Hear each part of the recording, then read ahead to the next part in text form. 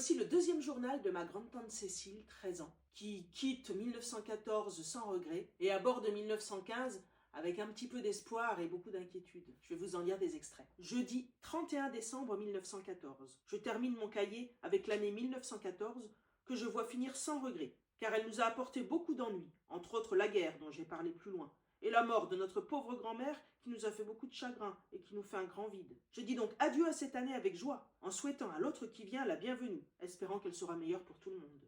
Fin. Cécile Roussel, mon journal. Il y a une petite pâquerette que Cécile a fait sécher dans son journal. Vendredi 1er janvier 1915.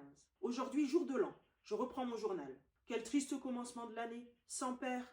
Nous ne sommes pas tous réunis comme tous les ans. Et maman Devel n'est pas. Hélas, le bon Dieu a voulu emmener son âme avant la fin de 1914 et avant la fin de la guerre. Voici déjà longtemps que nous n'avions pas passé cette fête sans papa. Oui, il est à la guerre, qu'il combat pour sa patrie. La veille de Noël, nous sommes allés à la messe de minuit. Tante, maman, Suzanne et moi. Jeanne, notre bonne, est venue aussi. En attendant, j'ai joué avec elle à toutes sortes de jeux. C'était bien beau cette jolie fête où l'enfant Jésus est né la nuit. Toute l'église était illuminée, c'était vraiment joli. La crèche était belle et il y avait beaucoup de personnages. Cette année, nous n'avions pas beaucoup d'étrennes. Il faut bien mieux garder son argent pour nos soldats et nos pauvres blessés. Ils sont si heureux tous quand ils ont quelque chose. Nous avons eu de ma tante un gros sac de chocolat et de maman 2 oranges, un petit sac de chocolat et un petit sac de fondant et 10 francs.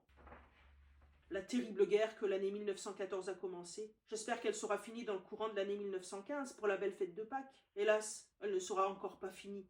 Papa nous le dit bien souvent sur ses lettres, que la guerre n'est pas près d'être finie. Pauvre Cécile, si elle savait qu'elle allait durer encore 4 ans. Si tu veux découvrir d'autres extraits de son journal ou d'autres histoires de ma famille, abonne-toi.